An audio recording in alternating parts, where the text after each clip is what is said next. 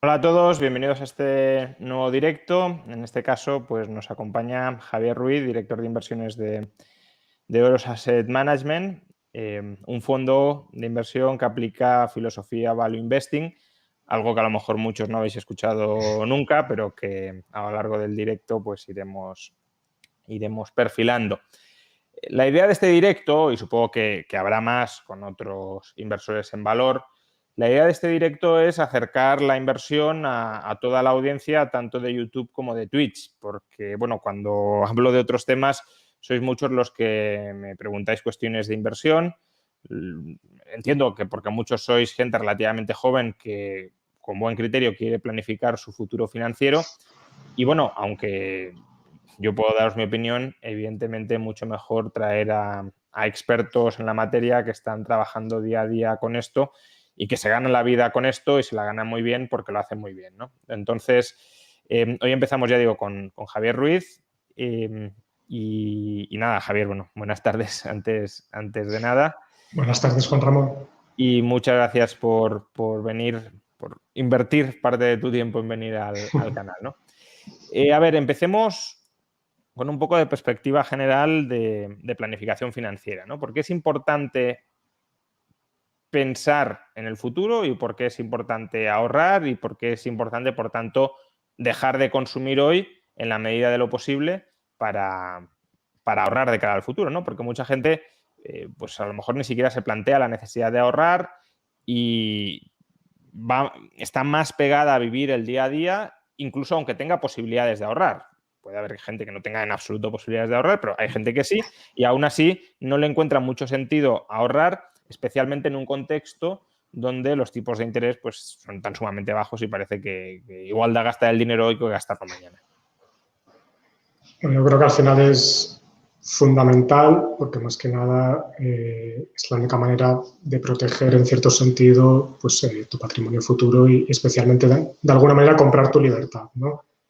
Si no planificas con una visión de largo plazo tus ahorros, si no inviertes tu dinero, si no lo pones a trabajar para ti, vas a depender de terceros el día de mañana. Y cuando tengas un imprevisto y no sea suficiente esa red, vamos a decir, esa red de apoyo pública, si quieres, en el caso de desempleados, etcétera, pues vas a tener bastantes problemas para mantener tu nivel de vida como poco, ¿no? Entonces, al final, si queremos aspirar a mejorar nuestra calidad de vida y fundamentalmente no depender de terceros, como digo, pues es necesario desde muy jóvenes, desde muy pronto, empezar a planificar nuestro ahorro con esa visión de largo plazo. Y comentabas que no todo el mundo a lo mejor puede ahorrar o no todo el mundo puede hacer grandes aportaciones y al final nosotros tratamos precisamente de animar a la gente, a los más jóvenes, a empezar con pequeñas aportaciones, por muy pequeño que sea, porque poco a poco la capitalización compuesta, el interés compuesto, va a hacer que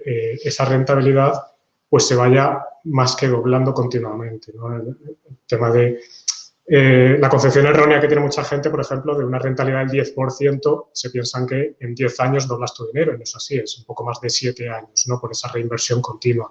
Cuanto antes empieces, más vas a notar ese efecto y más vas a ver crecer tu patrimonio. Entonces, bueno, es fundamental empezar desde muy jóvenes, aunque sea con muy poquito. Entonces, me interesa que desarrolles un poco más este último punto porque especialmente creo que es muy relevante para la gente joven. Si uno se plantea, digamos, ahorrar e invertir durante 20 años, dice, bueno, pues yo voy a dedicar 20 años de mi vida a, digamos, mal vivir, es decir, a vivir austeramente y ahorrar para invertir y reinvertir. No da lo mismo que sean los primeros 20 años de tu vida que los últimos 20 años.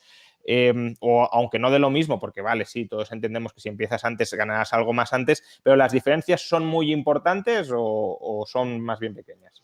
No, es definitivo. La curva del ahorro, si lo pintáramos en un gráfico para que la gente lo entienda, es exponencial. Al principio parece que no impacta tanto lo de empezar antes, pero luego llegas a ese punto de inflexión y la curva se va volviendo cada vez más vertical, cada vez es mucho más acusado este efecto. Cuanto más plazo pase y cuanto más rentabilidad consigas, más se magnifica este efecto de la capitalización compuesta. Por eso, fundamental el tiempo, incluso más importante que las aportaciones que vayas haciendo, pero cuanto antes mejor, vamos, digo, a todo el mundo que tiene hijos, yo el primero, enseguida hay que empezar a abrirles la cuenta y dejar que ese dinero vaya trabajando. Me quedo con este último mensaje que, bueno, si hay tiempo en algún momento futuro ya lo explicaré mejor o más ampliamente, con más detenimiento en el canal, pero que puede llegar a ser más importante el momento que la cantidad ahorrada. Es decir, porque... Sí, hay ejemplos que lo demuestran claramente. Sí.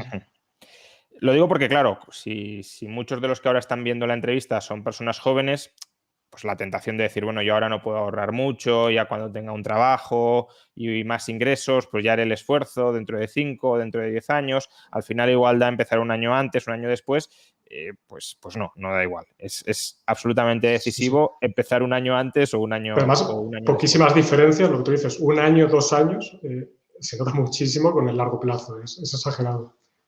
La cabeza cuesta hacerse la idea de cómo 1 año puede marcar tantísimo la diferencia y es así.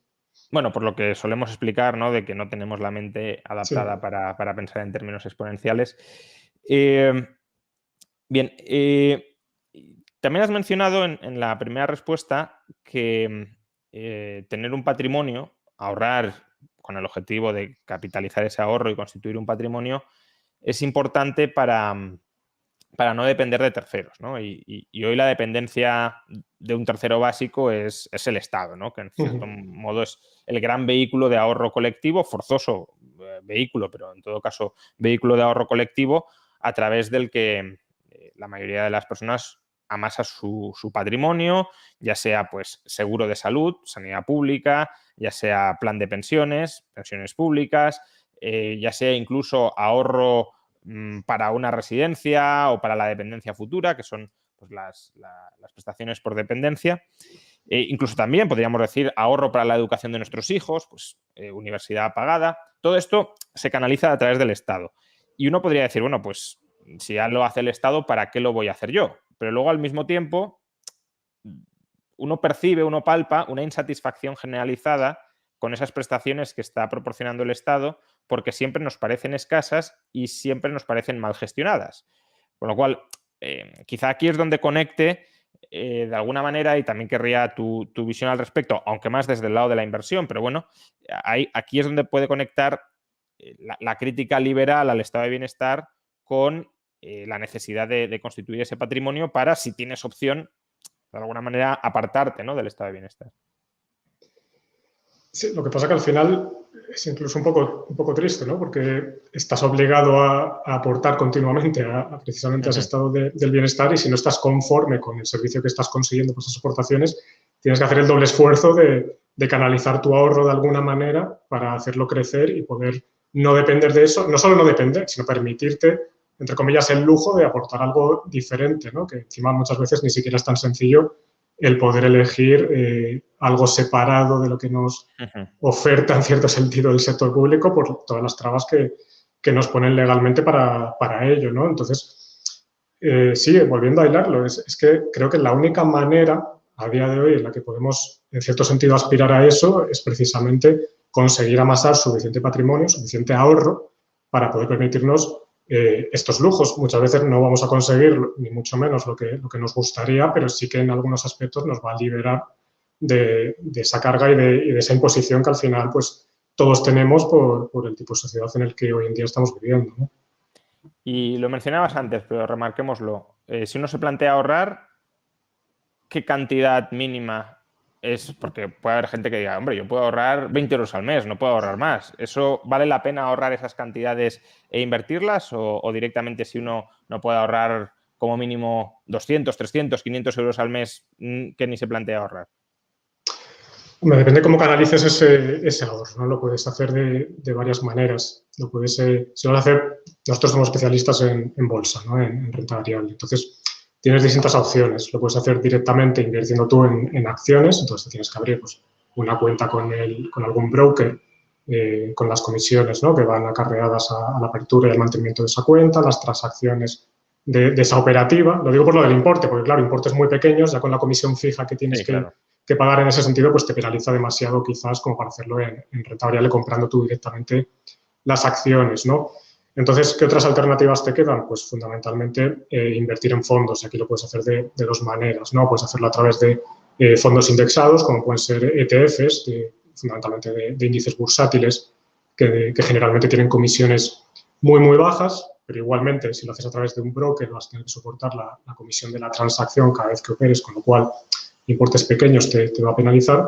Y luego tienes la opción de hacerlo a través de fondos de inversión, ¿no? Y ahí pues cada gestora te exige un mínimo a la hora de aportar. Hay algunas gestoras pues, que exigen más y otras que buscan fomentar el ahorro, como decíamos, de todo el mundo, independientemente de su poder adquisitivo. En nuestro caso, por ejemplo, pues lo que pedimos de participación mínima son 100 euros o la aportación mínima son 100 euros, ¿no? Con lo cual, bueno, creo que es bastante razonable para facilitar ese ahorro que estamos comentando. Que no puedes mensualmente, pues lo haces cada 2 meses, pero sí que tratamos siempre de animar al inversor a hacer aportaciones periódicas porque, además, y si quieres luego hablamos más de eso, a la hora de invertir en bolsa, pues no vas a hacer un buen timing de cuál es el mejor momento, con lo cual las aportaciones periódicas te cubren bastante de ese riesgo de no acertar en el momento exacto, ¿no?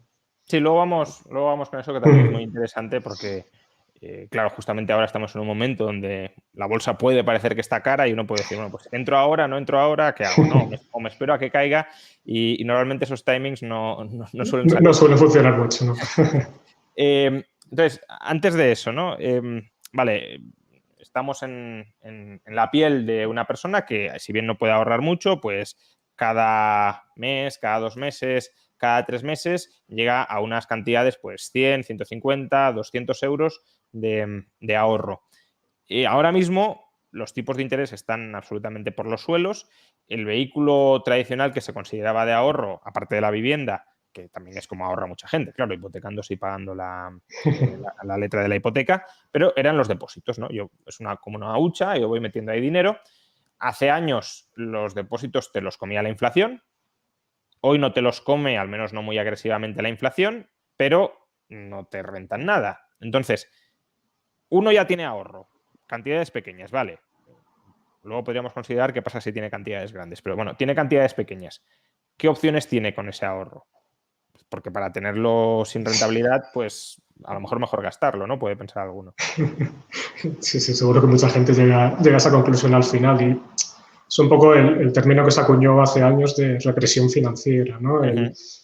Todas las medidas, luego profundizamos lo que quieras, ¿no? Pues todas las medidas de los bancos centrales, de tirar los tipos de interés por los suelos y toda esta expansión monetaria que ha hecho al final pues que los clásicos activos, podemos decir, refugio, ¿no? Que todo el mundo tenía, como pueden ser las letras del tesoro, los bonos incluso de empresas y demás, pues es que no arrojan prácticamente rentabilidad y en algunos casos pues cotizan con rentabilidad negativa incluso, ¿no? Entonces, es que te estás quedando sin alternativas. Comprarte una casa, pues al menos en Madrid los precios están siendo cada vez más complicados.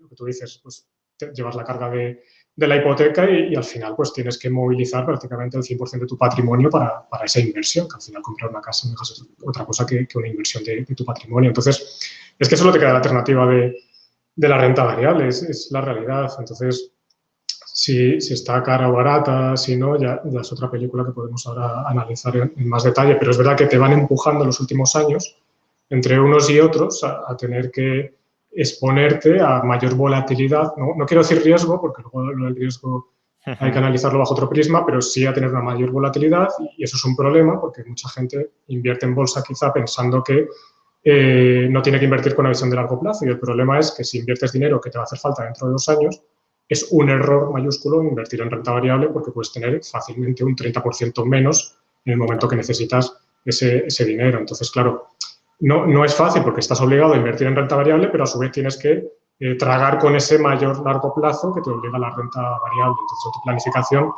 pues al final, ¿qué pasa? Que o tienes todo depositado en el banco con los riesgos que también puede acarrear, o lo tienes en renta variable sabiendo que tienes este peaje de la volatilidad. Aquí, por ejemplo, nos comenta uno como anécdota, pero creo que es una anécdota pertinente, ¿no? Tengo 20.000 euros en el banco y me ha dado en un año 1,8 euros. Entonces, claro, ya digo, en ese contexto supongo que habrá muchos que digan, pues, ¿para qué invertir, no? Pues sí.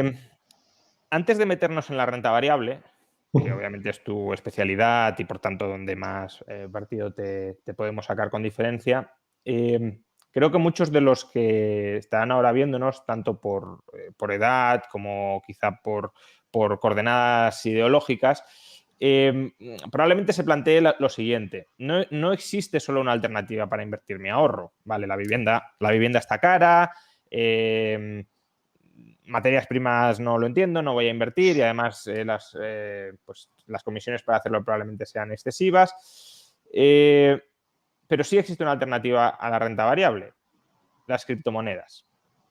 Entonces, ¿por qué crees que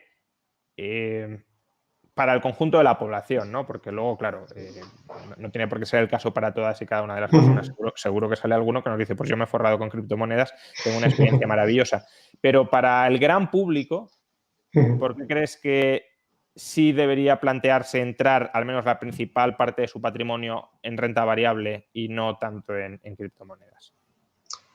Bueno, al final la renta variable tiene cientos de años, ¿no?, de historia detrás, en la que puedes demostrar su existencia y que sigue aquí y que va a seguir porque no puede ser de otra manera, porque al final la renta variable no es otra cosa que participaciones en el capital social, en el accionariado de las compañías, de los negocios que todos vemos y que son necesarios para que funcione la economía, ¿no? Entonces, invertir en bolsa, y esto es importante, porque bueno, mucha gente a lo mejor no tiene el conocimiento para entender esto. Al final, lo que estás haciendo cuando compras acciones de una compañía no es otra cosa que comprar eso, una participación en la evolución de su negocio. Lo que pasa es que cuando inviertes en bolsa, tú ves que el precio de esas acciones es muy volátil, se mueve mucho, ¿no? Porque la gente está continuamente comprando y vendiendo. Es como ir a una tienda a comprar y hay veces que puedes comprar la ropa con descuento y otras no, lo que pasa que continuamente, ¿no? A veces en semanas hay grandísimas variaciones, pero el precio es simplemente eso, el precio que estamos pagando por adquirir el negocio que hay detrás de esa compañía. Habrá veces que estamos pagando mucho, a veces que estamos pagando poco, pero al final tenemos esa exposición al negocio, es algo tangible, es algo que hay detrás. El tema de las criptodivisas, y aquí yo no estoy diciendo, ni mucho menos, que no me estoy posicionando en contra de las criptodivisas. Lo que pasa que, primero, yo no tengo capacidad para distinguir unas de otras. Sí he leído más sobre Bitcoin, sí creo que tiene o puede tener su sentido y seguramente esté para quedarse. No tengo ni idea de si los precios actuales son atractivos o no para invertir, pero sí que creo que tiene un riesgo mucho mayor que invertir en renta variable, pues precisamente porque es un activo que se está monetizando, un activo que lleva pocos años y que está, entre comillas, por hacerse. Entonces, invertir a alguien sin conocimientos o que no estudia el tema, el patrimonio, su dinero en criptodivisas o en concreto en Bitcoin, yo particularmente no lo recomiendo. Si uno hace sus deberes, por supuesto que haga lo que quiera, ¿no? Yo si me permites complementar, yo también tengo una visión muy positiva de Bitcoin, pero Bitcoin o el oro son activos para proteger tu patrimonio frente al riesgo de confiscación.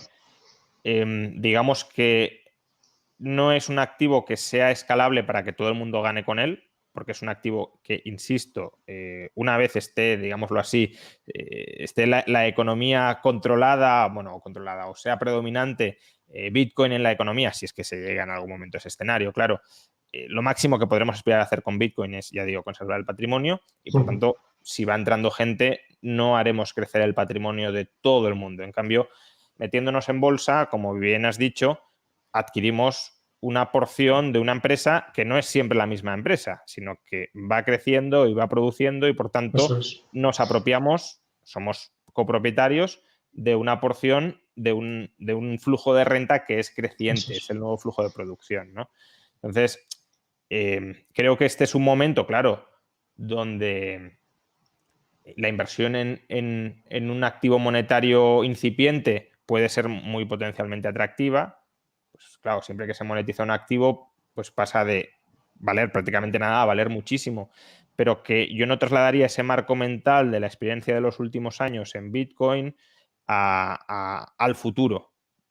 El pasado sí puede ser una buena guía para lo que vaya a hacer la bolsa, pero en las criptomonedas creo que muchos se pueden terminar decepcionando porque una vez las criptomonedas estén ya muy implantadas es que no tendrán mucho recorrido al alza por definición económica, porque no producen nada. Lo que hacen es proteger, ya digo, el patrimonio, ¿no? Entonces, yendo a la renta variable, ¿cómo invertimos en renta variable? Porque a la gente invertir en bolsa como que le asusta, ¿no? Como decías antes, vemos ahí cotizaciones, suben y bajan todos los días y no entendemos muy bien por qué. Y además, ni siquiera operativamente, a lo mejor sabemos cómo hacerlo, ¿no? Es decir, una persona que diga, vale, ya tengo 500 euros, 1.000 euros, 2.000 euros, 5.000 euros o 20.000 euros, como decía el comentarista antes, ¿eso cómo lo mete en bolsa y qué opciones para invertirlo hay? Sí, es un poco lo que comentaba al principio, ¿no? Bueno, lo primero, si vas a invertir en bolsa, tienes que decidir si vas a dedicarle tiempo directamente tú a analizar dónde vas a invertir o no vas a dedicarle tiempo. Y dedicar tiempo no es estar un día diciendo, pinto un gráfico, creo que va a subir y me compro la acción porque el gráfico de turno pues lo he interpretado hoy así y mañana a lo mejor me dice lo contrario, ¿no? Al final, si vas a invertir en renta variable, como decíamos antes, vas a invertir en empresas. Entonces, tienes distintas opciones. Tienes la opción difícil, que es la de dedicarte tú exclusivamente a eso, y aquí pues hay gente como nosotros, ¿no?, que dedicamos el 100% de nuestro tiempo profesional a analizar compañías, con lo cual ya vas en desventaja contra la gente que va a dedicar el 100% de su tiempo a analizar esas empresas, o puedes hacerlo directamente, como decíamos, a través de fondos. Y aquí hay dos alternativas. Puedes no complicarte la vida y decidir, voy a invertir en el índice bursátil más representativo de la bolsa, como puede ser el Standard & Poor's 500, ¿no?, de las principales compañías americanas, porque históricamente pues me ha dado una rentabilidad, pues no sé si era el 9, el 10%, ¿no?, lo que fuera. Con la subida de los últimos años, pues debe rondar incluso más. Pero sabes que estás teniendo exposición a posiblemente algunas de las mejores compañías del mundo. Y aquí eso está muy bien. Los últimos años ha funcionado muy, muy bien. Desde el año 2009, pues prácticamente ha sido imposible batir a ciertos índices con la gestión activa, porque los índices, o invertir índices, se suele llamar gestión pasiva, aunque de pasiva tiene poco, porque al final tienes exposición a las compañías que forman ese índice, a los pesos que tienen, ¿no? Entonces, lo de pasivo es un poco relativo, pero bueno, se entiende. Y los riesgos que implica invertir en ese índice, es decir, ¿está la bolsa subyacente de ese índice cara o está barata? En cierto sentido, aunque uno no lo piense, está tomando criterio a la hora de invertir en ese ETF, ese fondo cotizado. Entonces, quiero que la gente tenga esto muy claro porque los últimos años, los últimos 10 años, ha ido muy bien y a lo mejor los próximos 10, igual que decías, lo del Bitcoin, si era referente el pasado o no, pues la valoración al final de las bolsas y de las compañías también es definitivo, ¿no? La evolución del precio te dice lo que ha pasado con la rentabilidad que han obtenido los accionistas de esas compañías, pero la valoración actual es lo que va a determinar la rentabilidad futura. Y si estás comprando caro, obviamente no puedes esperar grandes rentabilidades por mucho que pues, se trate de intervenir o manipular en cierto sentido los mercados con toda la expansión. Sí. ¿Qué rentabilidad han tenido, por ejemplo, algunos índices de referencia desde el año 2009, ¿no? Para que la gente tenga una idea de qué porcentajes, de qué rentabilidades estamos hablando, sobre cuánto podría haber revalorizado su ahorro de haberse metido, por ejemplo, en el año 2009 o 2010 en determinados índices. Aquí me vas a matar, pero fíjate hasta qué punto no sigo los índices bursátiles que no me sé esas rentabilidades, ¿no? Sí que recuerdo que el Standard & Poor's 500, creo recordar que el mínimo, porque era muy representativo, creo que fue en el 666 o algo así, fue donde hizo el mínimo aquel 9 de marzo de 2009. No sé si habrá multiplicado por 3 o por, ya no sé ni en qué nivel está, pero vamos, 300% de rentabilidad quizás, puede ser, algo así en 10 años, en 12 años, o sea, sí, incluso más. Es que han sido incluso, o sea, rentabilidades extraordinarias. O sea, no es lo normal. Históricamente el Standard & Poor's había dado un 7, un 7,5 de rentabilidad anualizada y se te ha ido ya, pues lo que decía antes, yo no sé si está ya en el 11 o en el 12% anualizado. Aquí suelo fijarme en Berkshire Hathaway, ¿no?, el vehículo Warren Buffett, siempre la segunda o tercera página te pone la rentabilidad acumulada de su vehículo contra el Standard & Poor's 500 con dividendos y al principio, pues eso, era más o menos con dividendos ese 10%, y puede estar eso en el 12, en el 13 o cosas así. Sí, el dato nos lo da DJ Raúl del Sol, que es moderador además del canal de Twitch, que dice que la media del Standard & Poor's ha sido del 10%. Sí, 10-11% rondará. Sí, Pero con si nos quedamos en el dividendos 7, anda por el 12. sí, si nos quedamos en el 7, que es pues quizá el benchmark histórico, ¿no?, más allá de lo que puede haber pasado en los últimos años, porque además también estamos comparando desde el mínimo, ¿no?, que eso tampoco es, claro, es que una un poco forma muy trampas. rigurosa de hacerlo. Un 7% de rentabilidad media anual, ¿qué implica? ¿No? Para, ya digo, una persona que se esté planteando ahorrar y diga, bueno, vale, yo sí meto en el Standard & Poor's 500, de media a largo plazo puedo sacar un 7% real, estamos hablando, es decir, una vez ya descontada la inflación. ¿Eso qué implica? Primero, y si me lo permites, aclarar o que la gente se le meta en la cabeza que a la hora de invertir en bolsa, como decíamos, estás asumiendo una volatilidad, porque suena muy bien, lo de la bolsa da el 7, 7,5 anual, pero es que eso es un año más 30, otro año menos 20, otro año 0, ¿no? Ese es el camino y es el peaje que hay que pagar, porque lo digo porque todo el mundo te compra el discurso de sí, yo soy de largo plazo y la renta variable que va a dar más rentabilidad, pero el primer año que cae un 20, ¿no? Lo típico, pues ya vienen los nervios, ¿no? Entonces, teniendo eso claro, el 7% anual implica, pues cada 10 años doblar más o menos tu patrimonio. Entonces, claro, es una herramienta muy poderosa. Parece que va lento, pero lo que hablábamos al principio, si empiezas muy pronto y además vas haciendo aportaciones, el tema es que se magnifica muchísimo con el tiempo. Parece muy poca rentabilidad un 7%, pero es que no es nada sencillo conseguir anualizado a largo plazo, incluso el 10%, ¿no? Que es a lo que tratamos de aspirar quizá los gestores activos, no es nada sencillo. Lo que pasa es que llevamos años en los que los índices pues, nos tienen un poquito mal acostumbrados, pero no, la historia, lo que tú dices, es ese 7, 7,5 anualizado y vamos, mucha gente lo firmaría aunque no sea consciente hoy de ello. Y eso es algo que en principio está al alcance, digámoslo así, de cualquiera sin necesidad de escoger ningún plan de inversión demasiado sofisticado. Quiero decir, eso es lo que ha dado la bolsa estadounidense de promedio en los últimos 200 y pico años. Eso es. Al final eso es coger un ETF, que hay muchísimas casas, pues Vanguard, por ejemplo, que tiene comisiones bajísimas precisamente para dar esa exposición a la gente y facilitar el ahorro sin, digamos, comerse mucho la cabeza de tener pues, que elegir un gestor o separarse de un índice, ¿no? Y tiene todo el sentido del mundo para el que no quiera complicarse la vida. Lo que pasa es que está la variable que te decía de la valoración. Es que, claro, el 7% anualizado histórico era hasta que hemos tenido este subido. Porque, claro, ahora los niveles a los que cotiza la bolsa americana no son los de hace 10 años. Entonces, ¿podemos esperar ese 7, 7,5% para los próximos 10 años o 20 años?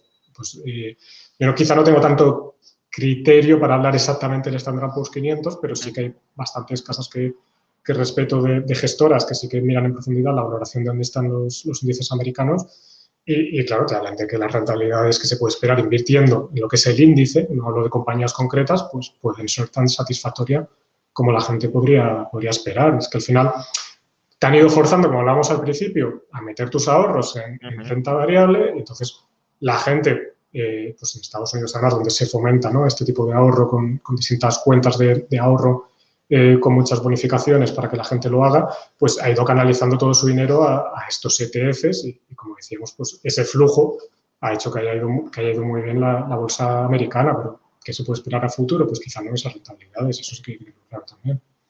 Porque esto lo han preguntado antes por el chat y me parece relevante, ¿no? Y además liga con lo que tú estás planteando. Antes decías, bueno, a largo plazo pues se conseguirán rentabilidades y demás, pero tenemos casos de índices a largo plazo. Ahí está el Nikkei con respecto al máximo de los 90, que no ha recuperado, ¿no? En 30 años no ha recuperado. Entonces, bueno, podría darse el caso de que el largo plazo en algunos índices sea muy largo hasta que logremos regresar a la recuperación. Pero ahí justamente también quiero que introduzcas, que expliques ahora de manera más detallada, que esto también servirá para luego, ¿no? Pero también para los fondos indexados también nos sirve. ¿Por qué es importante en la planificación financiera, en la gestión del ahorro y de la inversión, ir haciendo aportaciones periódicas? ¿Por qué uno no intenta, bueno, pues voy a tratar de invertir en el mínimo de la bolsa, voy a intentar evitar invertir en máximos de la bolsa? Porque es recomendable ir invirtiendo pues todos los meses, cada 2 meses, cada 3 meses, casi a ciegas, diría yo, es decir, de un modo automatizado. Pues bueno, este es mi plan y lo voy a seguir haciendo al margen de cuál sea mi valoración sobre si el índice está alto o está bajo. Y lo primero que sirva de disclaimer, yo lo hago así, con mis aportaciones al fondo que gestiono, que luego hablaremos de la gestión activa para que la gente se haga una idea. Yo todos los meses aporto y me olvido, no le doy más vueltas a los niveles de si está caro o barato, ¿no? Y aquí, antes de lo de las aportaciones, vuelvo a incidir a dinero que no haga falta los próximos años, porque si no, es que estás vendido, ¿no? No hay que invertir en renta variable, al banco o al colchón, pero es que es lo que hay, porque si no, cuando lo necesites, no vas a tener quizá lo que te hace falta, ¿no? Entonces, ¿por qué hacer aportaciones y no tratar de hacer timing? Pues porque no tenemos una bola de cristal, es que esa es la realidad. Y Muchas veces nos preguntan a nosotros, pues, periodistas o conocidos o clientes, ¿qué esperas que va a hacer la bolsa de aquí a final de año, o de aquí a final de 2 años, o incluso de aquí a verano? O el rally de Navidad, que ya hace tiempo que no se pregunta, pero en su día siempre la pregunta es si habrá rally de Navidad.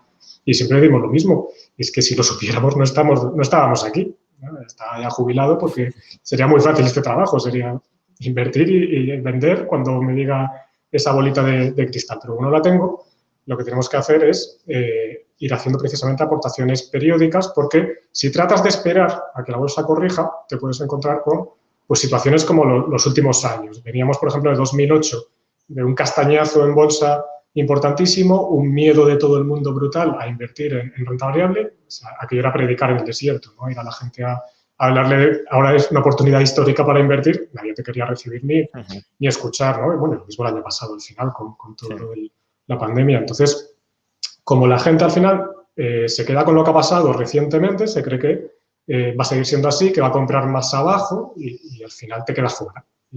Y nos ha pasado con algún cliente, tristemente también, que han tratado de optimizar y se han quedado fuera. Y es que eso no puedes hacerlo, tienes que tratar de ir aportando y así vas a ir compensando los momentos malos con los momentos buenos. Y además aquí hay históricos o análisis históricos muy interesantes de casas como Fidelity o Franklin Templeton, creo recordar, que te hacían estudios de lo relevante, JP Morgan también, ponemos algún gráfico nosotros, de no perderte los grandes días de subidas bursátiles, que suelen ser precisamente cuando estás cerca de los mínimos, porque si te pierdes esos días, tu rentabilidad que consigues como inversor en bolsa se desploma de manera exagerada. No sé si era que obtienes la mitad de la rentabilidad que si estás permanentemente invertido y consigues esos días de grandes subidas bursátiles. Entonces, tratar de optimizar eso te va a exponer precisamente a perderte esos pequeños días, son muy pocos días a lo mejor en el año que tienes esas grandes subidas, pero es donde se hacen las rentabilidades importantes. Entonces, como no vamos a saber cuándo es el momento bueno, pues hay que ir aportando sí o sí, primero por el timing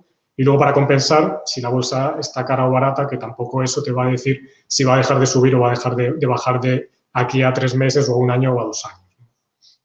Aparte que, digamos, es mucho más interesante o el riesgo no es simétrico, ¿no? El potencial de subida es mucho más gravoso que el potencial de bajada. Si tú inviertes a 2 y cae a 1, pues pierdes el 50% de la inversión. Ahora, si inviertes a 1 y sube a 2, ganas el 100%. Sí, Con lo cual, invirtiendo de manera continuada e incorporando a tu cartera momentos en los que la bolsa está muy barata, eso termina teniendo mucho más peso que las posibles caídas derivadas de haber invertido en momentos en los que la bolsa está más cara, ¿no? Sí, sí.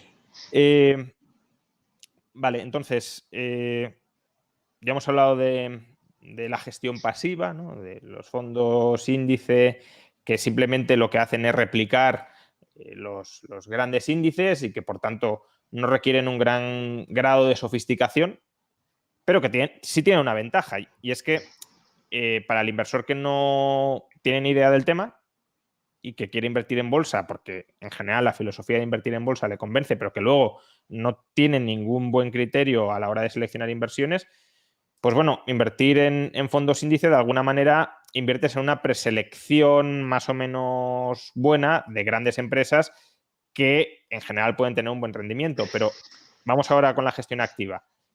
La gestión activa de entrada tiene una barrera, y es que tienes que aprender a distinguir buenos y malos gestores.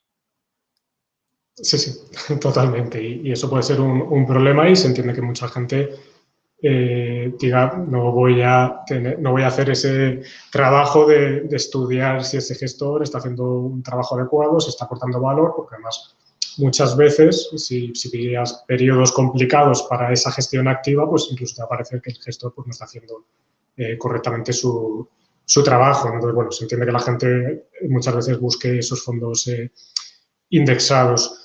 ¿Cómo distinguir al final o qué puedes buscar, ¿no? en un gestor que se separe del índice y que si está o no aportando valor? Pues bueno, primero volvemos al histórico de rentabilidad, que nunca es garantía de nada, pero sí te puede ayudar a ver el trabajo o el resultado que ha obtenido ese gestor por el proceso de inversión que sigue a lo largo de los años. Y puedes ver pues, si ha habido una creación de valor, un exceso de rentabilidad sobre los índices, ¿no? de referencia de ese gestor, de esos fondos que gestiona el gestor o no. Es una forma de verlo.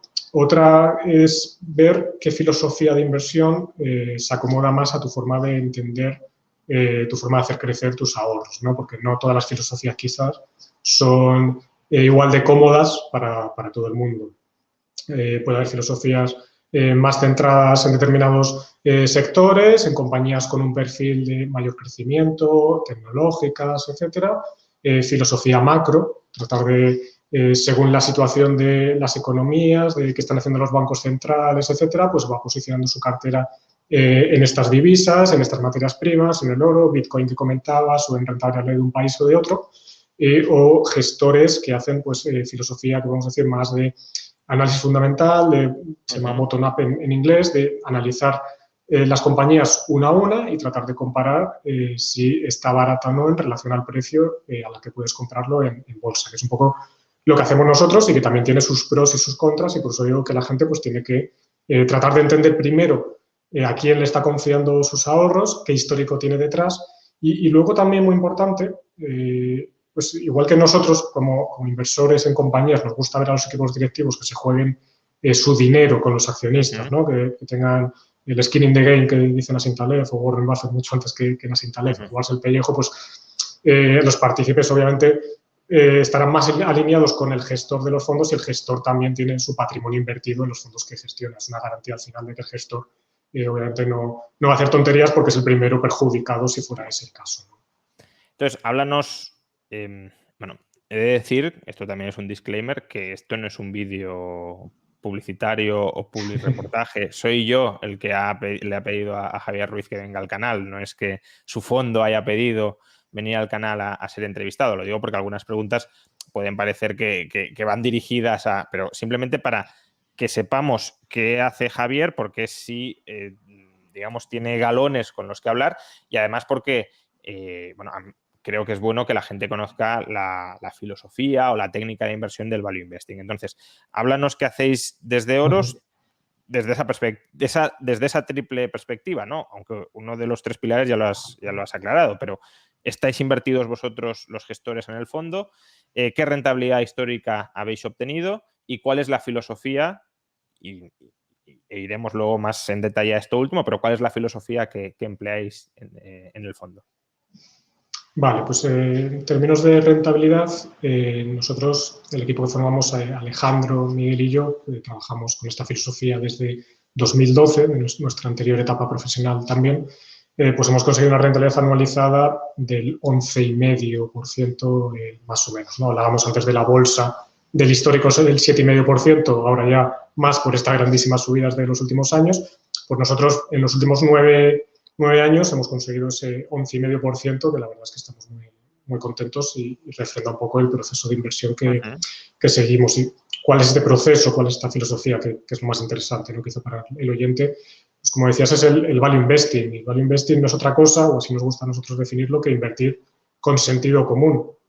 ¿Qué quiere decir esto? Pues tratar de comprar compañías por menos de lo que valen. Y eso lo consigues invirtiendo en bolsa, porque la bolsa al final tiene comportamientos muchas veces un poco esquizofrénicos, ¿no? En el corto plazo, muy volátiles, y te puede arrojar grandísimas oportunidades por distintos motivos, que si quieres luego comentamos también por qué puede pasar eso, que te pueden dar oportunidades claras para comprar compañías muy por debajo de lo que valen, y haciendo eso de manera consistente en el tiempo, pues consigues buenas rentabilidades, ¿no? Si quieres te voy contando más, si quieres también, cómo decidimos, ¿no? Si una compañía es atractiva o no para invertir. O sea, ¿no? Sí. Por un lado, me interesa, o bueno, que lo aclares ante la audiencia, cómo es posible que sistemáticamente vayan apareciendo oportunidades de comprar algo que es más barato de lo que vale, ¿no? Porque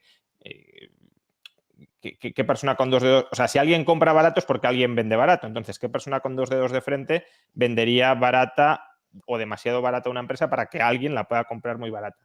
Y luego, ¿cómo lo distinguís? ¿No? Porque al final lo que vemos en bolsa son unos precios.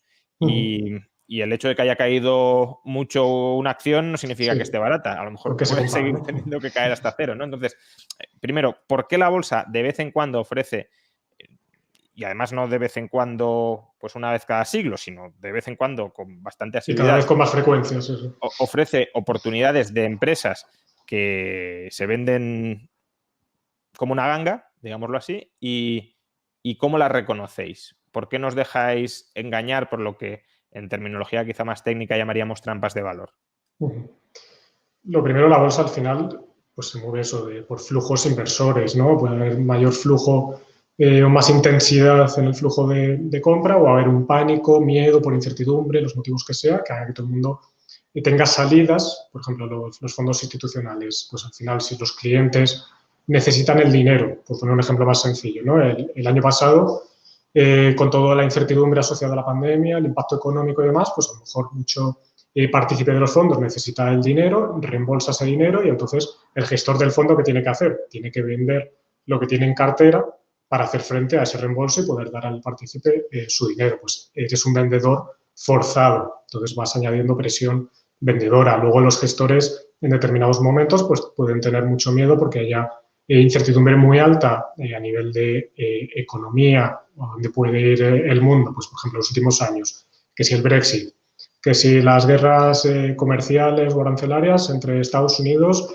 y China, el miedo a una recesión en China, que de ser el motor del mundo, pues parecía que también iba a tener un frenazo muy brusco, ¿no? Entonces, todo eso genera incertidumbre, genera miedo, y entonces los inversores van adaptando esas expectativas que tienen en sus carteras, y eso puede hacer que el humor se vuelva más negativo, se vuelvan más pesimistas y se vuelvan más vendedores, el flujo vendedor sea bastante importante, impactando en las cotizaciones, ¿no? Y luego pues hay casos de cascadas, ¿no? Directamente de ventas. Algunos productos funcionan con lo que se llama stop loss, ¿no? A partir de este nivel de bolsa voy a vender porque no quiero exposición a bolsa, todos esos fondos.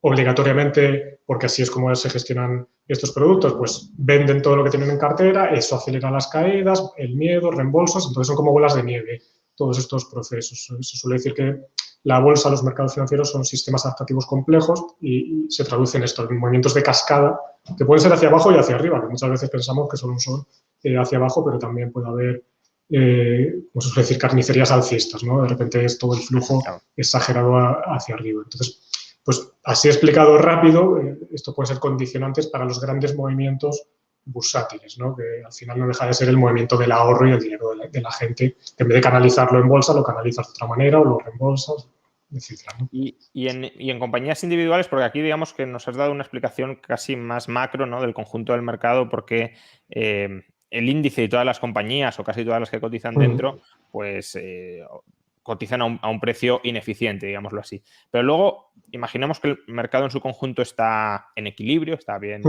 a buen precio, pero luego puede haber compañías individuales que no reflejen adecuadamente lo que valen. ¿Por qué motivo? Aquí hay muchos motivos, ¿no? Y es que bueno, podemos extendernos muchísimo, Sí, pero claro. te pongo ejemplos sencillos. Pues, por ejemplo, el año 2012-2013, ¿no? Cuando había ese miedo a Europa, a Portugal, Irlanda, Grecia, España y demás, pues claro, la gente no quería exposición a los mercados ni de renta fija ni de renta variable de estos países. Y eso genera muchas ineficiencias, porque te puedes encontrar casos de compañías. Y voy, por ejemplo, a Corticeira Morim, una compañía portuguesa que tuvimos hace años en cartera y que es el líder mundial, para que la gente lo conozca, en producción de tapones de corcho para el vino. Un negocio, bueno, tropecientos años de historia, súper sencillo y demás, ¿no? La compañía exporta prácticamente el 100% de lo que produce. Es decir, es una compañía que cotiza en Portugal, pero no tiene nada de negocio allí. Pero claro, como cotizas en ese mercado y la gente no quiere nada de la bolsa portuguesa, esa compañía en concreto, pues se genera una ineficiencia que no tiene ningún sentido, porque no estás comprando una compañía portuguesa, estás comprando una compañía global. Pero como cotiza en ese mercado, ya te genera ineficiencias, ¿no? El tema de dónde cotizan las compañías suele ser una fuente importante de ineficiencias a explotar, y nosotros la verdad es que la aprovechamos bastante, ¿no? Compañías en Hong Kong, por ejemplo, una que tenemos en cartera cotiza en Hong Kong, no tiene ningún activo en Hong Kong, tiene hoteles en Estados Unidos, en Canadá, imagínate, pero es que cotiza en Hong Kong, y cuando de las revueltas y todo el problema con China, pues cayó un 50%. Y es que funciona así. La gente no hace los deberes, no discrimina y se mueve así el mercado, es la realidad. Sí, esta última idea es la que quizá me interesa, ¿no? Es decir, que, como decías, son sistemas adaptativos complejos en el sentido de que no sabemos muy bien cuál es el precio adecuado. Por tanto, nos estamos entre todos peleando continuamente para descubrirlo. Y en ese trayecto hacia el descubrimiento de cuál es el precio adecuado, pues claro, o nos desviamos mucho al alza o mucho a la baja. Y ahí el que hace el trabajo, el que le dedica horas, tiempo a crear buena información, a tener buen conocimiento, pues puede pescar donde los otros no. Cuando tú haces los deberes, cuando sabes lo que valen las cosas, pues la volatilidad, lejos de ser riesgo o algo que preocuparte, suele ser una herramienta que te ayuda, ¿no? Es tu aliada, porque cuanta más volatilidad, más provecho vas a sacar al final a esas ineficiencias que se producen, y tanto para comprar como para vender, ¿no? Entonces, y más confianza. La gente eso le choca un poco, pero es la realidad. Nosotros estamos y más confianza tienes para tomar decisiones que puedan ser complicadas en el momento de. Si no te va las dudas, aquí todo el mundo es muy bueno invirtiendo hasta que vienen las caídas y ahí se ves si has hecho los deberes o no los has hecho. Es así. Vale, ¿y qué es hacer los deberes? Es decir, ¿cómo vosotros seleccionáis empresas que estén muy baratas y que sean potencialmente muy provechosas?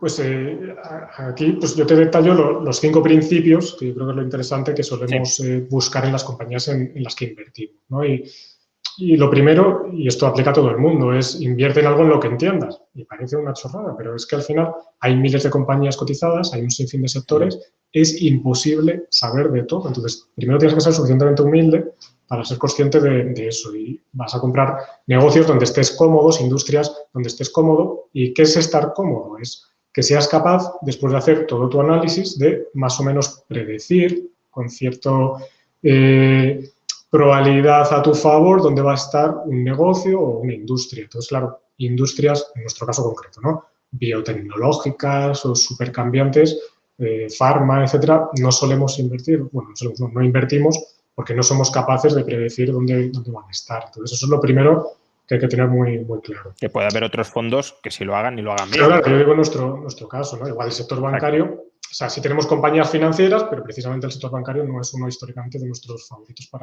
para invertir por esto mismo. Luego, es importante buscar, y aquí viene lo de hacer tus deberes, ¿no? De carreras a analizar los negocios. Aquellas compañías que tengan algo especial que les proteja de la competencia. Y aquí pues me gusta siempre usar la analogía de Warren Buffett porque se entiende muy bien, ¿no? Si el negocio de una compañía, imaginamos que es un castillo, pues al final el foso que rodea el castillo es tu ventaja competitiva, tu barrera de entrada frente a los invasores, que sería la competencia, ¿no? ¿Y por qué es importante que una compañía tenga un foso que le proteja de la competencia? Porque al final la dinámica del capitalismo, la dinámica de la competencia, hace que si tú tienes un exceso de rentabilidad por algo nuevo que estés haciendo, a lo mejor un proceso que has innovado a la hora de fabricar tu producto y eres más rentable que el resto, pues el resto de compañías, de empresarios, va a verlo y va a decir que está haciendo este diferente, va a tratar de imitarte, de mejorarlo, etcétera, ¿no? Entonces, esa continua dinámica de todo el mundo tratar de ser más rentable, pues hace que se produzca una reversión que se llama a la media, ¿no? Cuando tienes un exceso de rentabilidad, pues esa dinámica va a hacer que cada vez ganes menos dinero en relación al resto de competidores y más o menos todo el mundo, nunca alcanzas un equilibrio, ¿no? Porque esto es muy dinámico, pero al final se produce ese efecto. Si tú tienes una barrera de entrada, una ventaja competitiva que sea sostenible durante muchos años, ese exceso de rentabilidad va a durar mucho más en el tiempo y eso marca muchísimo la diferencia en la rentabilidad que puedes obtener como accionista de ese negocio, ceteris paribus, ¿no? Olvidándonos un poco del resto de variables. Entonces, bueno, pues es básico entender la dinámica de la industria, la cadena de valor y demás para llegar a esa conclusión. Luego, con los años, además, nos hemos puesto bastante duros con este tema, somos muy exigentes con el perfil financiero de las compañías. ¿Qué quiere decir esto? Tratamos de evitamos invertir en compañías que tengan un endeudamiento insostenible. ¿Por qué? Porque al final, si te equivocas en tu análisis, la compañía tiene una deuda elevada y se vuelve insostenible, pues vas a perder por ese efecto del apalancamiento financiero, por ese exceso de endeudamiento, muchísimo más como accionista. Es que lo vas a perder seguramente todo si el error ha sido de bulto. Por eso nosotros solemos tener el 60-70% de nuestra cartera con compañías que hoy tienen caja neta, ni siquiera tienen deudas, que tienen deuda pues con flujos que sean muy sencillos de predecir, que sean muy estables y que se puedan casar sin problema con la deuda, pero precisamente porque son estables, sino pues no invertiríamos en esas compañías. Luego, relacionado con lo que hablábamos de estar invertidos nosotros en los fondos que gestionamos, pues buscamos gente, directivos, que hagan un buen trabajo a la hora de gestionar su negocio, una buena gestión de capital. Aquí miramos pues dos cosas, ¿no? El histórico de decisiones que ha tomado el equipo directivo, pues si reinvierte mucho en su negocio para ese foso que decíamos antes, hacerlo más grande o mantenerlo, si compra otras compañías, si retribuye a los accionistas y todo eso. ¿Por qué lo hace? ¿Cuándo lo hace? ¿Tiene sentido en ese momento o no tiene sentido? Pues son cosas que hay que mirar, ¿no? Y luego, si son dueños también contigo de la compañía, ¿no? Si tienen muchas acciones o no, si se están jugando su pellejo en definitiva contigo. Y esto al final, pues a nosotros nos suele llevar a estar invertidos en compañías con accionarios familiares, ¿no? Hablaba antes de Cortifeira Morin, que hoy no la tenemos en cartera, pues una compañía de quinta generación, para que tengamos una idea del tema, ¿no? Y todo esto, que lleva muchísimas horas de trabajo, pues invirtiendo, que al final es lo que hablábamos antes de si está barato o no la compañía, pues traducido o exigiendo lo que llamamos un margen de seguridad elevado o un potencial atractivo, que no es otra cosa de comprar a precios muy baratos. ¿Qué quiere decir comprar una compañía barata? Pues aquí cada uno valora los negocios también de distintas maneras.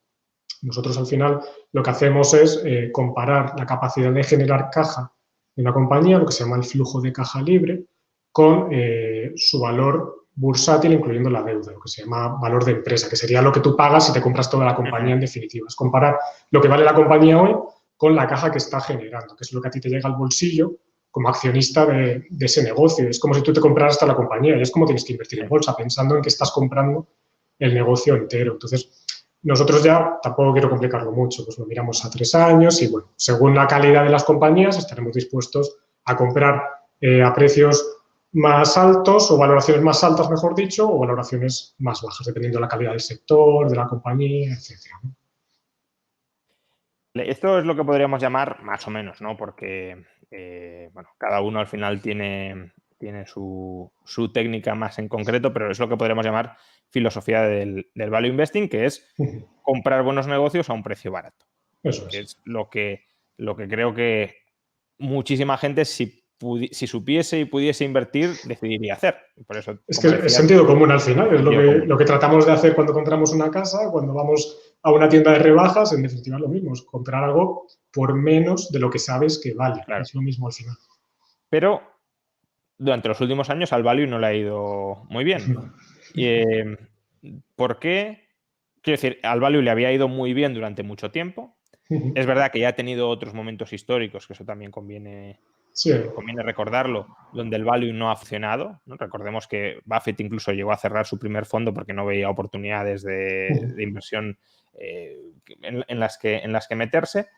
También recordemos como uno de los fondos value más exitosos de España, Bestinver, en su momento, pues estuvo a punto de, en la burbuja de las .com, de desaparecer porque no batía al mercado y los otros fondos lo hacían mejor. Pero sí que es verdad que este episodio quizá es más persistente que desde luego el de las .com y, bueno, quizá esté a la altura de los años 60 del siglo pasado, ¿no? ¿Por qué crees que no ha funcionado tan bien el value y esto va a revertir? ¿Estamos entrando en un momento en el que ahora el value sí va a marcar la diferencia o no? Vale, aquí para situar a la gente hasta qué punto este periodo está siendo complicado, hay estudios, por ejemplo, uno del Financial Times que salió en octubre del año pasado, que venía a decir que en los últimos 2 siglos jamás habíamos tenido un periodo tan malo para invertir siguiendo esta filosofía de inversión. Y este periodo pues abarca a lo mejor 3, 4 años especialmente, ¿no? Ahora ya pues parece que se está revirtiendo, ¿no? Ahora lo profundizamos un poco más sobre eso. ¿Qué está pasando? ¿Qué puede estar explicando esta?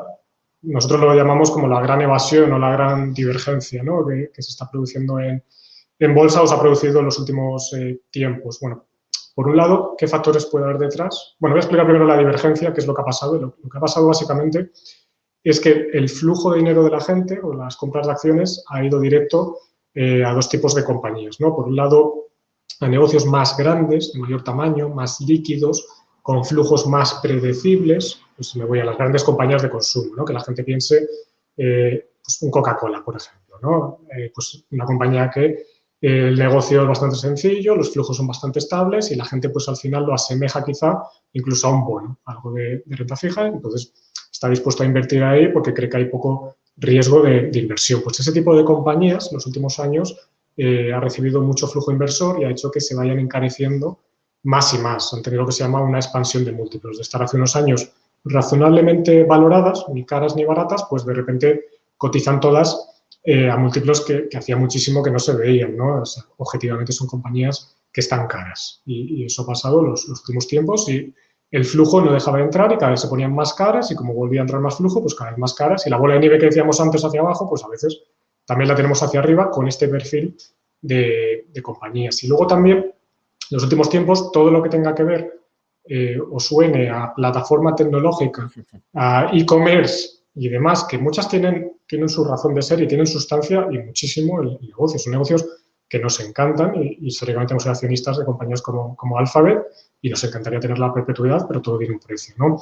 Entonces, esas compañías se han beneficiado también de esa narrativa de que el e-commerce es el futuro y con razón. Un poco como pasó con las .com, lo que pasa es que aquí sí que hay sustancia detrás y tiene su sentido. Lo que pasa es que ya, con la pandemia y demás, compañías como Zoom, que no generaban ni beneficios, pues de repente capitalizaciones bursátiles absolutamente disparatadas, descontando unos crecimientos y unos flujos de caja futuros que no se estaban produciendo hoy. La gente está pagando mucho por esos flujos que hoy todavía no se han producido, ¿no? Y por contra, pues compañías más pequeñas, más ilíquidas, con negocios más cíclicos, pues llevan años que la gente no quiere ni tocarlas. Entonces era flujo vendedor continuo, cada vez más baratas, las compras, pero si el flujo vendedor se ponen más baratas. Entonces era como compañías cada vez más caras por un lado y cada vez más baratas por otro. El value investing, ¿qué hace? Comprar lo que se está poniendo más barato. Entonces, si esa dinámica persiste en el tiempo, pues obviamente el índice y otro tipo de gestores pues, te destrozan literalmente, que lo que nos ha pasado a todos los que seguimos esta filosofía, pues el periodo a lo mejor de 2018 a finales de 2020, ya con el anuncio de la vacuna, pues se está revertiendo y además de manera vertical un poco esta dinámica. ¿Qué puede haber detrás? Y aquí volvemos a las relaciones de causalidad y demás, que hay que cogerlas un poco con pinzas, de esta gran divergencia o por qué se estaba produciendo. Pues un poco lo que comentábamos al principio, de esa incertidumbre en los últimos tiempos de impacto sobre todo de las guerras arancelarias, Brexit y demás, un poco todo ese miedo, pues la gente ha dicho, vamos a meternos en lo que parece que va bien, lo que es más seguro aparentemente, porque seguridad no hay ninguna nunca, y por otro lado, el impacto que también mencionábamos indirectamente antes de los bancos centrales con toda esa expansión monetaria, que a ver, que al final, claro, los estados también emiten deuda porque la gente es que se los está tragando, al igual que de la rentabilidad negativa, porque es que hay demanda para esos activos a día de hoy, pero al final te estás quedando sin alternativas, volvemos a la misma. Entonces, mucha gente dice, bueno, ya los bonos no me compensan porque no me dan rentabilidad, pero me compro Coca-Cola, que es un pseudobono, porque es un negocio muy estable. Y claro, asemejar la renta variable al bono tiene cierto sentido para determinadas compañías, pero a un precio que tenga sentido. Ya, si compras muy caro, pues cuando vayas a recuperar ese principal, que al final es desinvertir tu inversión dentro de unos años, a lo mejor te das un susto porque no es el que esperabas, ¿no? Es un poco lo que ha sucedido. Como comentaba alguien por el chat, si los tipos de interés se mantienen bajos durante mucho tiempo, también tiene sentido que los múltiplos a los que se valoran las empresas suban, porque básicamente no tienes alternativa donde meter el dinero y sí, te tragas. Sí, es que lo que ha pasado, sí. Hay compañías, eso, pues, voy al caso de Alphabet, que me parece la mejor empresa del mundo posiblemente. Cotizaba siempre, a nuestra forma de valorar a 3 años, a múltiplos de 12, 13 veces, está barata, ¡pum!, 25. Pues ya estás pagando por el crecimiento y sí, está el efecto ese de los tipos bajos que alimenta todo esto y las compañías de calidad pues lo recogen y esos flujos estables pues también lo recogen. La gente está dispuesto a valorar más alto flujos que no se han producido todavía hoy, pero eso puede cambiar en algún momento. ¿Y crees que hay perspectiva de que cambie? Quiero decir, uno que se plantea invertir ahora siguiendo la filosofía de value investing, ¿tiene algún viso de que va a batir al mercado a diferencia de lo que ha pasado durante los últimos años? A ver, en cierto sentido se está pasando, ¿no? Los últimos meses con el anuncio de las vacunas, o sea, es que ha sido una reversión brutal. Poniendo otro ejemplo más cercano a nosotros, los fondos de euros, desde mínimos 100% de rentabilidad en nada de tiempo. O sea, es que ha sido así.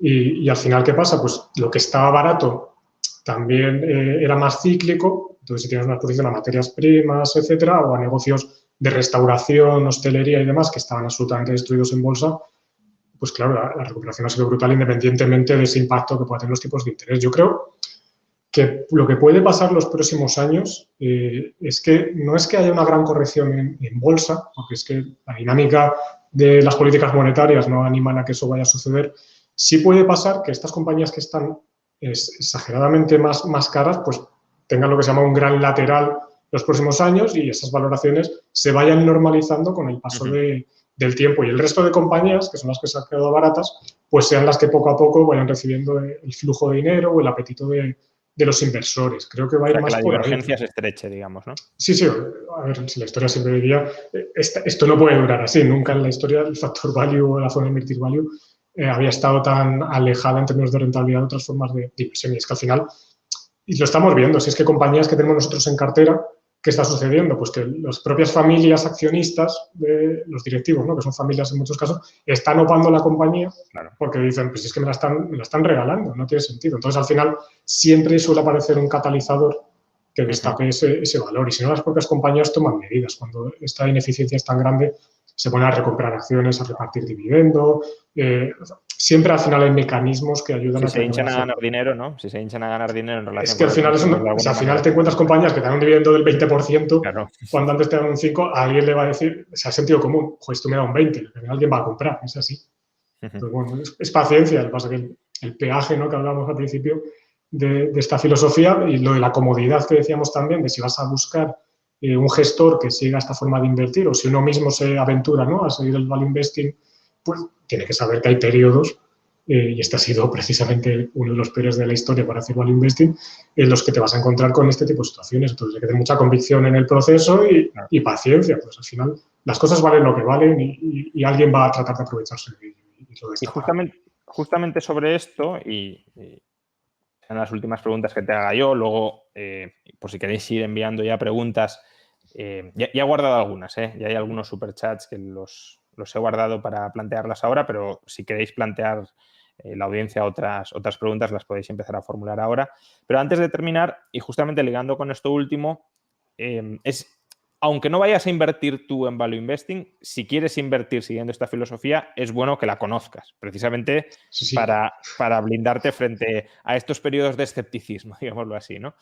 Entonces, en el chat nos preguntaban por libros. Entonces, yo te quiero preguntar por libros de menos nivel a más nivel, ¿no?, para que la gente se meta en este mundo. Y también te voy a preguntar, porque además tengo un anuncio que hacer sobre esto y por tanto, para también vincularlo, ¿hay algún curso, algún máster, alguna escuela donde uno se pueda formar de manera rigurosa y sistematizada en esta filosofía de value investing?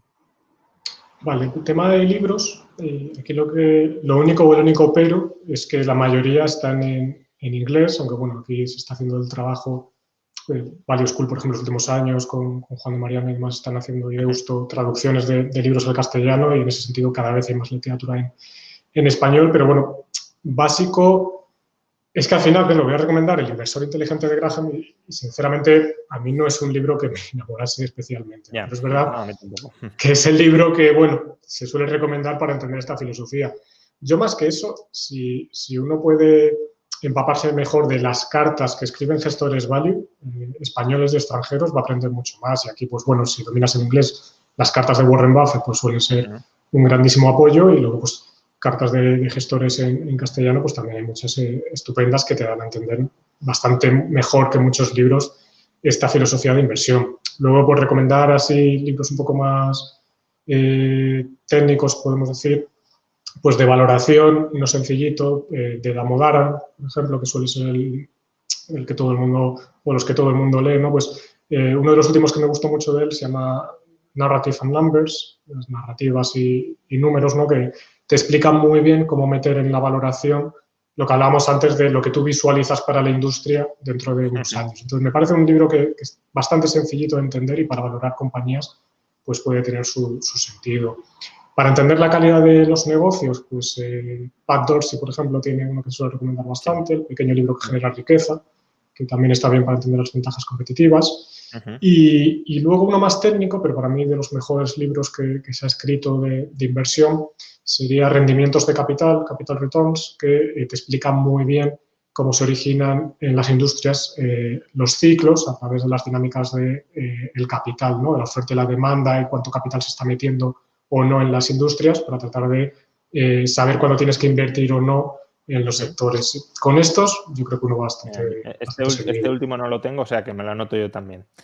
Lo recomiendo. Y luego de cursos, pues mira, yo llevo desde 2013, si no recuerdo mal, dando clases ya en el Centro de Estudios Superiores Omayao, en el OMA, en el máster de Value Investing y teoría austríaca del ciclo. Yo creo que al final es un máster que aúna precisamente dos herramientas. No hemos hablado de esa segunda parte, ¿no? Pero que nosotros sí que utilizamos a la hora de invertir en bolsa. Por un lado, el Value Investing que hemos explicado, y luego también para analizar esta parte del ciclo de capital, las industrias, los ciclos económicos, pues la parte que da la Escuela Austríaca de Economía, donde tú seguro tienes muchísimo más que aportar de lo que pueda contar yo, pero al final es un sitio idóneo para aprender estas dos herramientas y formarnos como inversores. Vale, pues sobre esto último os he dicho que tenía que hacer un anuncio. Evidentemente, como aquí todo el mundo intenta meter baza, pues cuando desde OMA se han enterado de que iba a entrevistar a Javier Ruiz, pues bueno, os quieren ofrecer a toda la audiencia, bueno, no a toda la audiencia, mejor dicho, a la parte de la audiencia que seáis o miembros de Patreon o miembros, estéis suscritos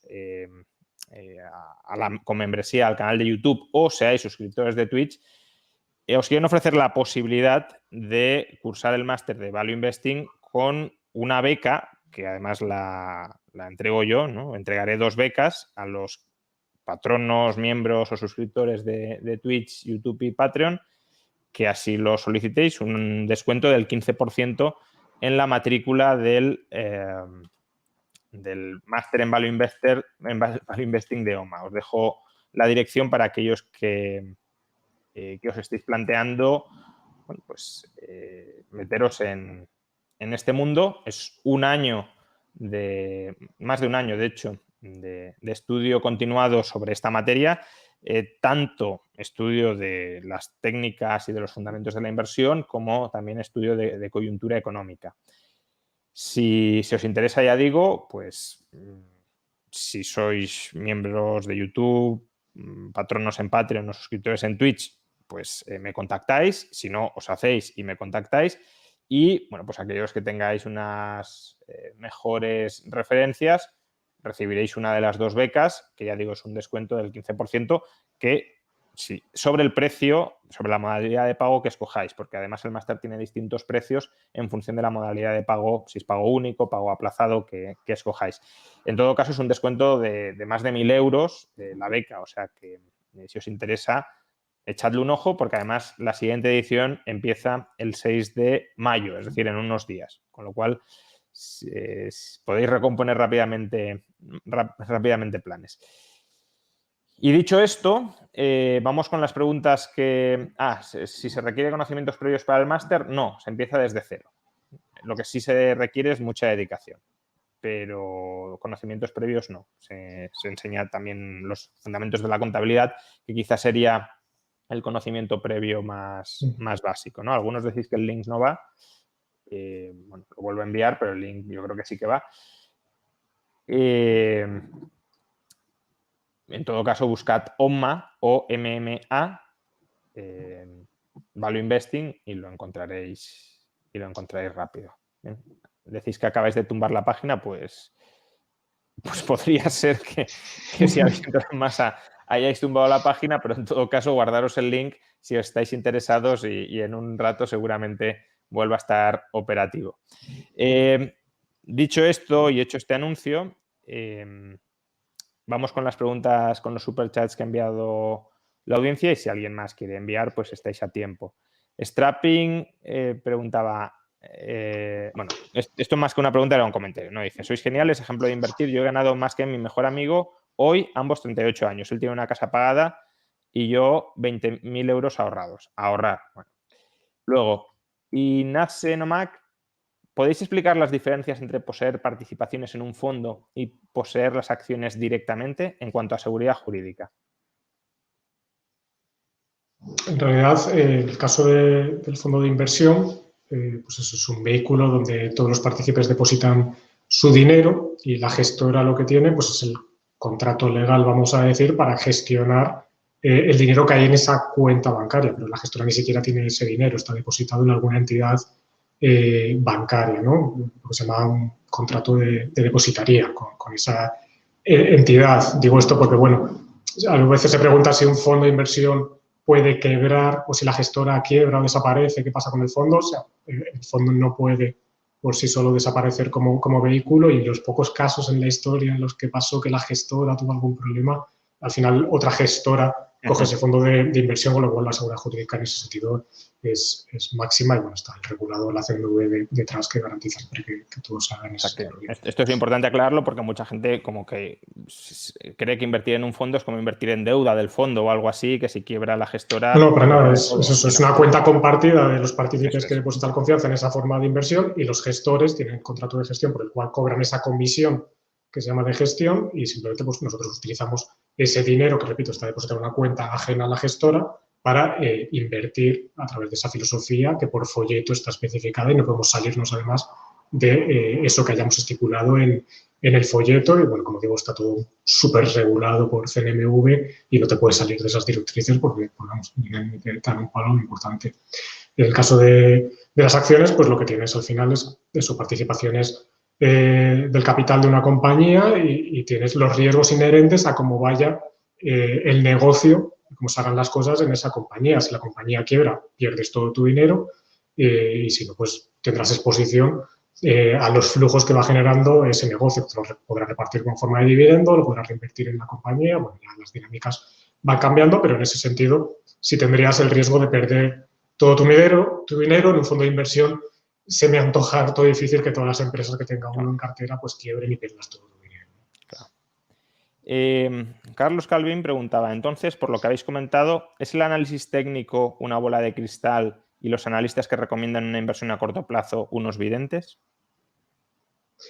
Bueno, yo voy a decir que yo no sé utilizar el análisis técnico. Yo me centro en analizar compañías porque creo que es lo que tiene sentido. Creo que a largo plazo se ha demostrado que es una forma muy atractiva, muy interesante de conseguir retornos altos y sostenibles, que son lo importante en el tiempo. Y las otras formas tampoco las vamos a criticar. Yo no la entiendo. No entiendo que con un gráfico puedas decidir si inviertes o no, pero no voy a criticarlo más. Sí, bueno, puede haber gente que a lo mejor... Yo suelo comparar, sin saber tampoco de análisis técnico, pero para que nos entendamos, suelo comparar el análisis técnico con jugar al póker. Entonces, hay gente que sistemáticamente jugando al póker gana dinero. Entonces, ¿puede haber gestores que sean muy buenos en esto? Pues quizá, pero que es más arte que ciencia. Si ya el value investing ya podríamos decir que también tiene bastante de arte y de ciencia, pero ya el análisis técnico es casi más intuición que otra cosa. Y a lo mejor ahora venís muchos con análisis técnico y me decís que estoy diciendo barbaridades, pero creo que no.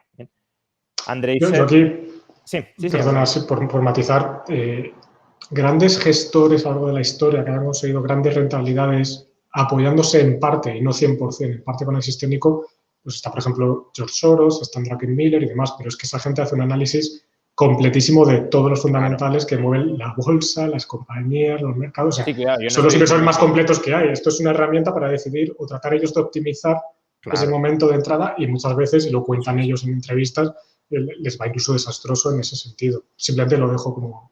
Sí, no, yo hablaba del análisis técnico puro, no de utilizar análisis técnico para decidir lo que nosotros no... O sea, yo hace años que no veo un gráfico, no tengo ni idea de lo que llamaríamos análisis tecnamental, ¿no? Es decir, eso puede tener cierto sentido, pero yo digo, el análisis técnico puro, yo lo suelo comparar correcta o incorrectamente con una partida de póker, ¿no? Porque al final estás jugando al póker con otros que juegan a ese mismo juego y con máquinas, sobre todo con máquinas últimamente, ¿no?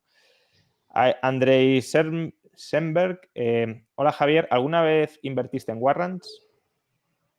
No, nunca hemos invertido en derivados. Puede tener su sentido, yo entiendo que la gente lo haga porque seguramente se puedan producir muchas ineficiencias también en los derivados, precisamente porque mucha gente no quiere complicarse la vida y mirar o analizar si hay oportunidades en los derivados para ganar dinero, pero a nosotros se nos escapa y no tratamos de hacer nada por ahí. Es todo renta variable. Vale, y por último, salvo que alguno más quiera preguntar algo más, DJ Raúl del Sol planteaba un tema que, bueno, no está quizá tan directamente relacionado con la inversión o con la filosofía de inversión, aunque sí influye, desde luego, pero que es más político-económico aplicado a la inversión, que es la reforma fiscal de Biden. Es decir, si la reforma fiscal de Biden termina saliendo adelante, que no lo olvidemos, es una reforma brutal contra el inversor, porque sube el impuesto sobre sociedades, por tanto, los beneficios que obtenga una empresa ya de entrada están grabados al 28% en lugar del 21%, pero luego es que además llevaría, si no recuerdo mal el porcentaje del tipo marginal máximo sobre rentas del capital a casi el 40%.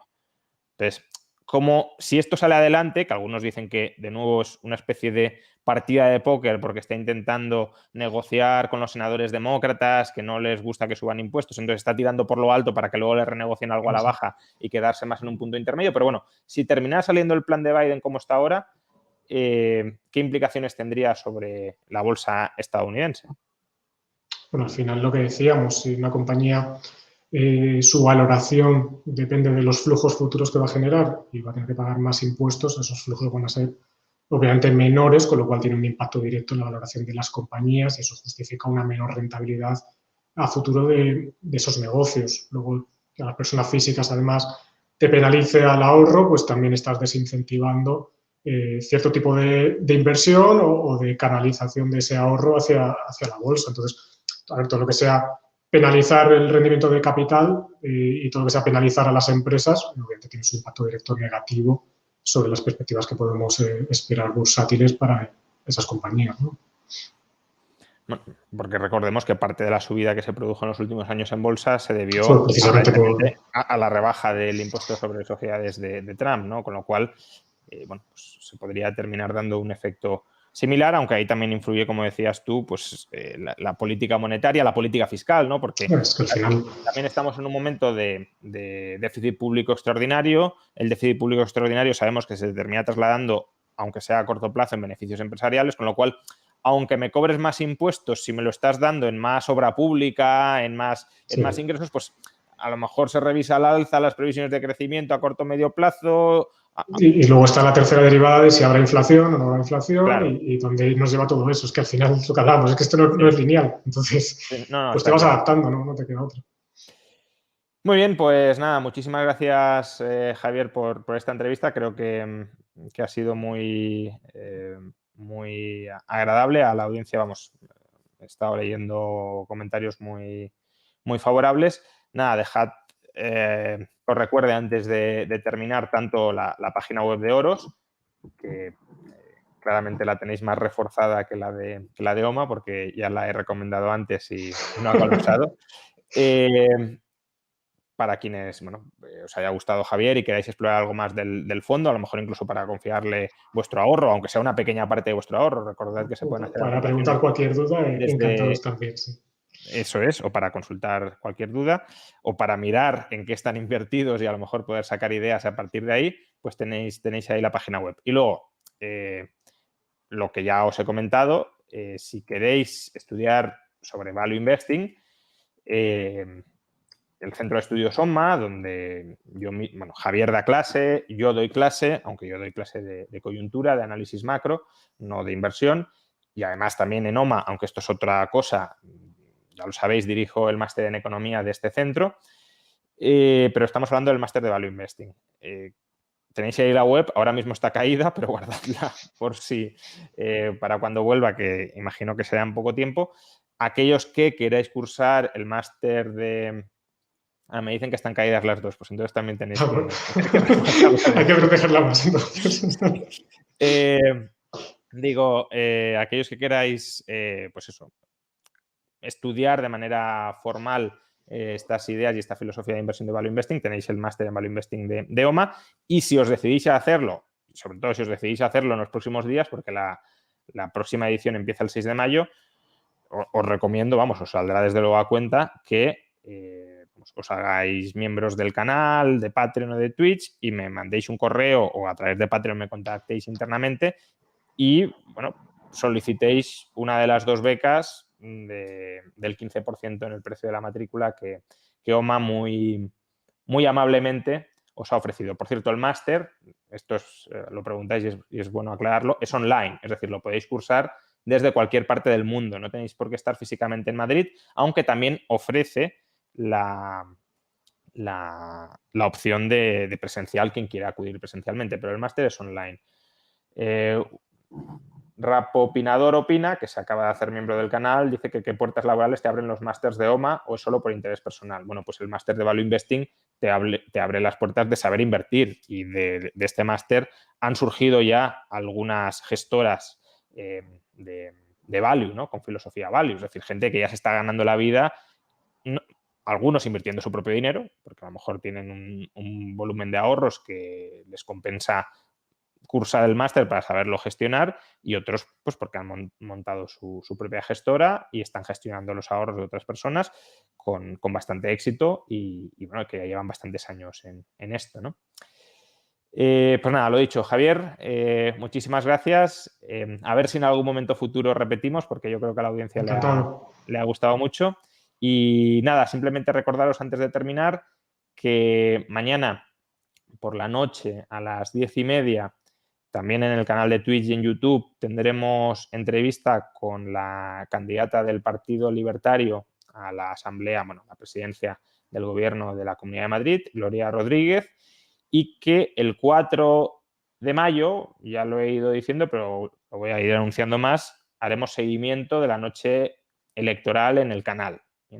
No estaré solo yo, me acompañarán otras personas, por ejemplo, Manuel Llamas, Domingo Soriano, Irune Ariño, José Carlos Rodríguez, Diego Sánchez de la Cruz y otras personas para ir comentando la actualidad de las elecciones, quién gana, quién pierde, etcétera. Pues nada, lo dicho, muchísimas gracias a todos y nos vemos próximamente. Hasta la siguiente. Muchísimas gracias.